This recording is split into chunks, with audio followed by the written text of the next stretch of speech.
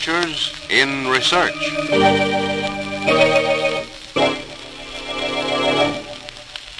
Hear anything yet? Not yet, sir. Yes, that was it.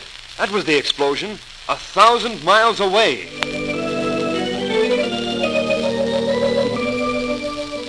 This is Paul Shannon introducing another in the series of programs dealing with the thrilling adventures to be found in the field of scientific research, as told by the men of science themselves. And here, ready with today's story, is Dr. Phillips Thomas, research engineer of the Westinghouse Research Laboratories. Thank you, Paul, and hello, everyone. Not so long ago, the eyes of the whole world were turned to the tiny atoll of Bikini in the Central Pacific, where the history-making atomic bomb tests were made. Yeah, I wasted a lot of time listening to him on the radio. And boy, was I ever disappointed. Well, why were you disappointed? What was wrong with it? Well, from all accounts, I figured maybe I'd be blown clear out of my chair by the explosion. And what happened?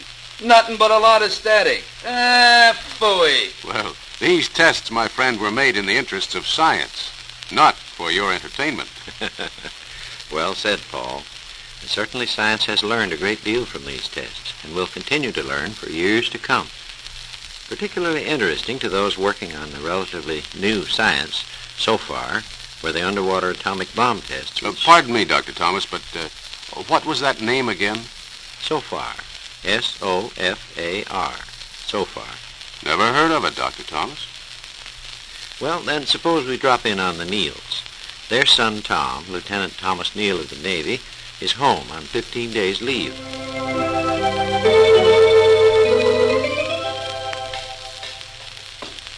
Oh, another piece of pie, Tom? How about another cup of coffee, son?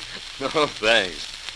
Oh, I haven't eaten a meal like that since I came home on leave last time. It's grand to have you home, Tom, but I suppose you'll soon be off again. How you can stand this gadding about all over the world is more than I can understand. Our Tom's a Navy man. Has to go where he's sent, you know. He has a fine career ahead of him, Mother. Don't worry. You bet. Say, I haven't told you about my new assignment yet. It's sure interesting. Well, you two clear out into the living room so Millie can clear the table. And Tom, don't you dare do any talking till I come in. I don't want to miss a word. All right, Mother. We'd better get out of here, Dad.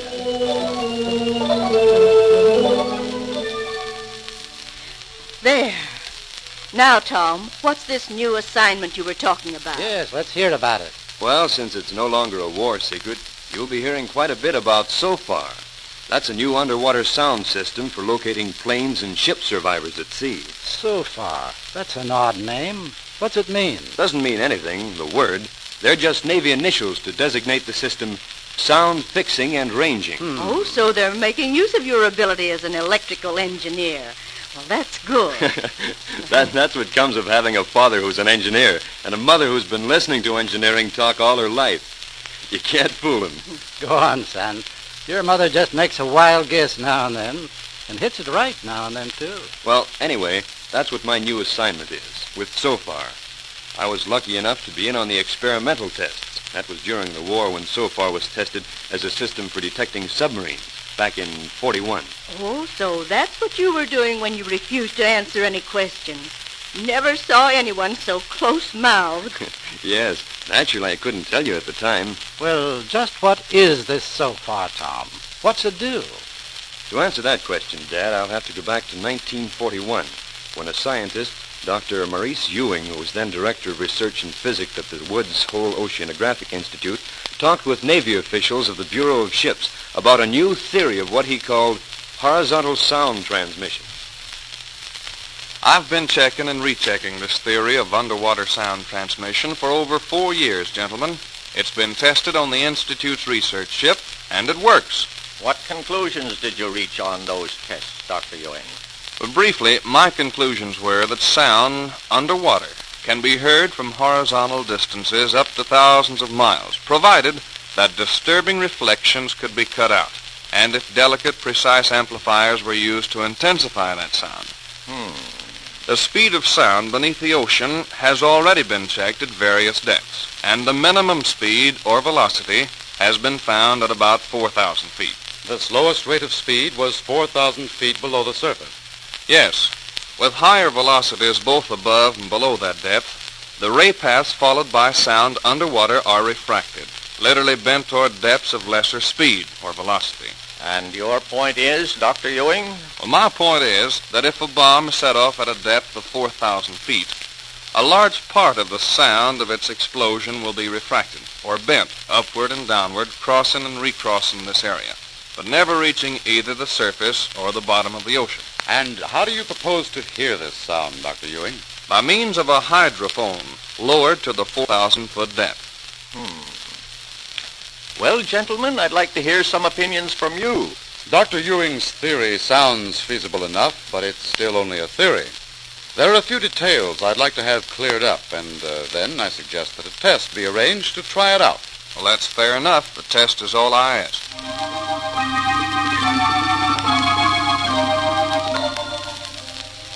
Well, the test was arranged. I was on the test ship, an 87-foot yawl, carrying the hydrophone, a sort of stethoscope with electrical amplifications. Well, I'd rather be here than on the destroyer escort. They're the guinea pig ship, 1,000 miles away. How do you mean guinea pig? They're carrying the bombs for this test. Each one of them contains 4 pounds of TNT. How do you think this test will work out? Well, your guess is as good as mine. But we'll soon find out. Get ready to lower the hydrophone. Ready to lower. Lower to 4,000-foot level.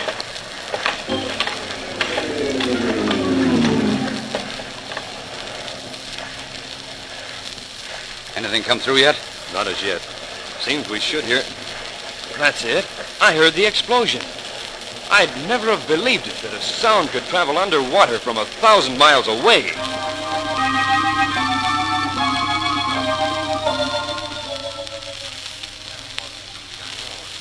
I think that all of us are convinced after that test that Dr. Ewing's theory of underwater sound transmission has proved itself right.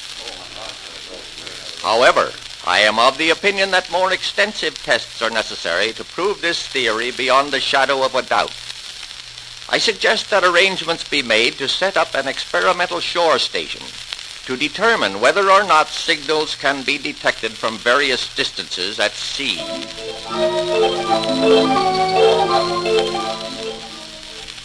Now they were really going after this thing in earnest. Dr. Ewing was working like mad, improving his equipment.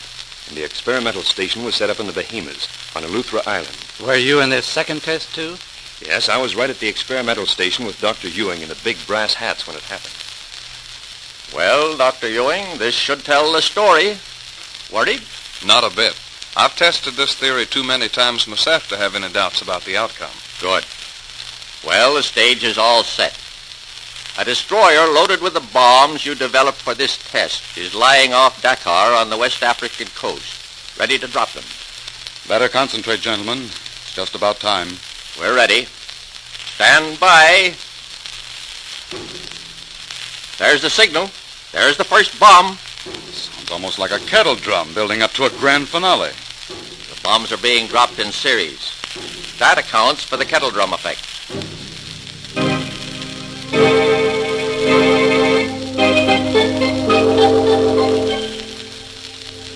What's the timing for the series? 24 seconds, sir. Well, that checks with my time in 24 seconds. And the sound at the point of explosion lasts less than a second. That means, gentlemen, that we can make time measurements to within 1/10 of a second. And those bomb explosions were picked up by our hydrophones here in the Bahamas over a range of some 3,000 miles. That's right, and no other natural or man-made sound has ever before been heard more than a fraction of that distance.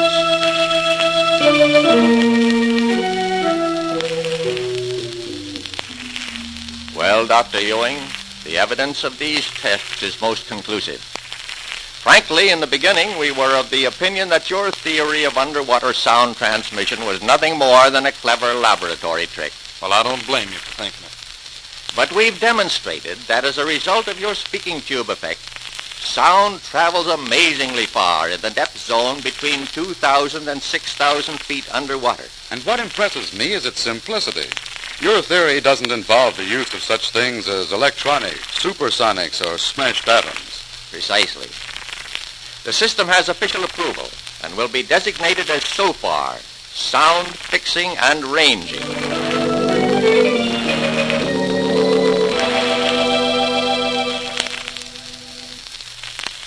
Well, that was quite a triumph for this Dr. Ewing, wasn't it? Yes, but he really worked hard. Spent years of research and mathematical calculation before he even approached anybody with his theory. But, son, now the war's over, how will this so far be used? Is it any good in peacetime? Oh, yes, I should say it is. Its biggest job will be rescue work, locating men lost at sea from planes or ships. Oh, how will it do that? Well, it's a job for the shore stations, where 3 or more are listening for signals. Why 3 or more stations? Suppose there are survivors of a shipwreck or a plane down at sea. They're in a life raft, say. Yes? The life raft is equipped with these special bombs, which are dropped into the ocean by the survivors. Now, the sound of the explosions are picked up by the shore stations, both by an amplifier and by a recording tape. New developments already, huh? Yes. And then 3 or more stations simply radio the information to a central point, where, by checking charts and tables, the exact location of the explosion and the life raft can be made to within a square mile or so. Well, I never. Now, that's smart thinking. Sure. That's the triangulation method. Well, what does that mean? Question of timing by mathematical calculations means laying out and measuring of triangles. Pretty much like 3 men can fix the position of a thunderstorm by timing the lightning flashes and thunderclaps by triangulation. Comparing times that signals are received. Sure, that's the idea, Dad. Is that all this so far is good for? Rescuing people? Seems to me it's doing a mighty big job, just rescuing people. Oh, well, I didn't mean it that way. I mean, does it have any other use? Oh, sure. According to Dr. Ewing, so far can be a big help for locating unknown shoals. In fact, 2 uncharted shoals were discovered during the Bahama test. That might help prevent shipwrecks if those shoals can be discovered and charted. Sure. Another thing, so far can be a big help in navigation. Why, Dr. Ewing claims that right now, so far gives a more accurate fix than celestial navigation. Within a mile, he claims. Well, it all sounds as though this so far might really amount to something and help scientists find out things they didn't know before. Think you'll like it, Tom? Sure, Mom. I'm tickled to death to be in the start, almost, of a new science. Or maybe I should say a new start on an old science, oceanography. Oh, you and your big words. I haven't the faintest idea half the time what you two are talking about. But you go right ahead, and I'll see how Millie's getting along in the kitchen. You sold on this so far, son? You bet I am, Dad. You'll hear more about it as time goes by. You'll see. One thing I do know, so far is going to help me in my job when my leave's up. What job is that, son? Why, we're going to make a survey charts of the bottom of the ocean.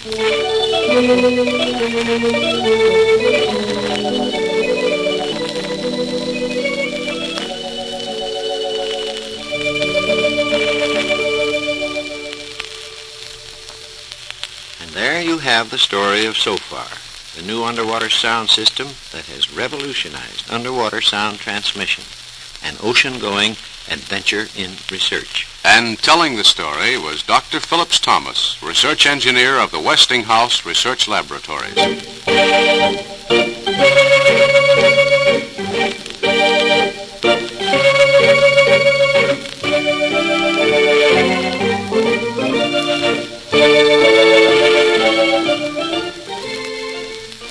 Join us again next week when Dr. Thomas will be back with another interesting story to tell on Adventures in Research.